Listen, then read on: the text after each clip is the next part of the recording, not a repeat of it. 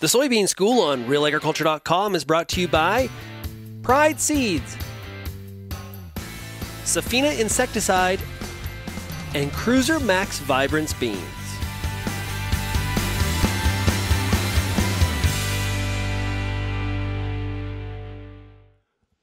Bernard Tobin back on Real Agriculture with Mike Cowbrogh, Mafra's weed specialist. Mike, how's it going? It's going great, Bern. Yourself? I'm doing all right. I wanted to get back to you because the last time we talked about cereal rye and its ability, shall we say, to tackle Canada Fleabane, and we talked about some work that graduate student Ted Vanny did, University of Guelph, and he also looked at, in that research, the role of tillage in weed control. And tell us a little bit about that. I don't think it was as glowing for tillage as it was for cereal rye. Yeah, I think starting that project, we were super hopeful and optimistic that many little hammers would do a better job, right? So if we combined fall tillage with a good cover crop and an effective herbicide, that would be a formidable opponent against glyphosate-resistant Canada Fleabane. And although we saw consistency in the cereal rye cover crop, the tillage was not as consistent. Our first year, yes, it provided tremendous benefit. There was nice synergy between the herbicides and the cover crop. In year two, the results weren't quite as effective. And when we look back at that, Bern, and say, well, why? Like, why would it be different in the second year versus the first? It all goes back to the timing of tillage relative to the germination and emergence of the fleabane. So in the fall of 2017, we had enough growing degree days that there was a good amount of, I think fleabane needs about, around 90 growing degree days to get 50% of the population up. So in the fall of 2017, we had good warmth. There was plenty of seedlings. The fall tillage did its job. Contrast that to 2018, a bit of a cooler fall.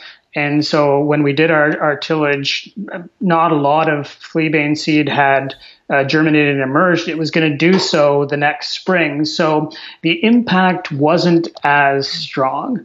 So again, tillage is no different than any other weed management tactic. If it's not timed right, it's, not as effective. It's not a reason not to do it. It's just the idea of just relying on tillage as a strategy to deal with Canada Fleabane, it has to be timed just right with Canada Fleabane. Talk about timing. I mean, obviously for growers, as you said, so we have to time our herbicides right.